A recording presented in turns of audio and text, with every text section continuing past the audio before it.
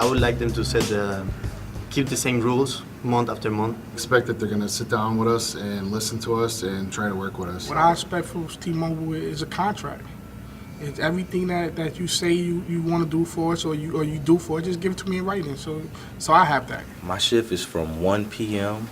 to 12 a.m. So work-life balance, no, not at all. I got a wife and 3 kids. I have no means to be able to figure out what I'm going to do for childcare if for some reason I get stuck on a midnight shift because what they change. My family life does suffer because of T-Mobile's insistence that business needs come first and family life comes second.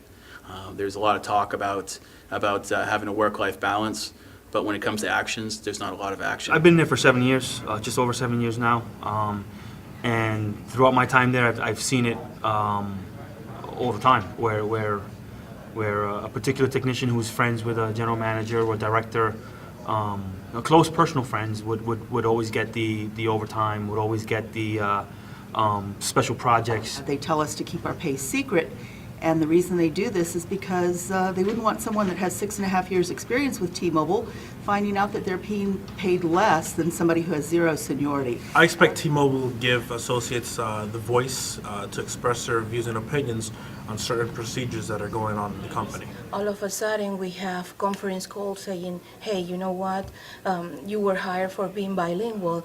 Now guess what, you are not going to be bilingual anymore. You're only going to handle English calls, and you have 30 days to, get to used to that. Back then we used to focus on taking care of the customer and making sure that the customer was first.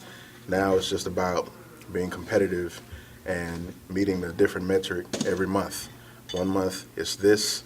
If you don't meet this for 2 months straight, you may get fired. Then the very next month, that may not even be an issue anymore. Every month or so, they're changing what we need to meet, how we're supposed to do our job. So how can we ever get better at doing our job? Because we don't have that consistency or that goal to work towards. Make a rule, keep the rule.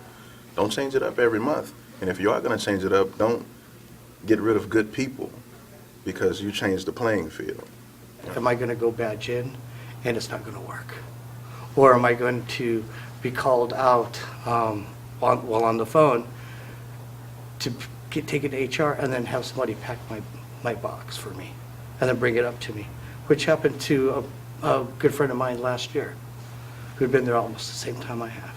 You're getting harassed on your calls. You're always being told you're on a call and you take over 6 minutes. What's taking so long? The hardest part is the times that we have to do our job in.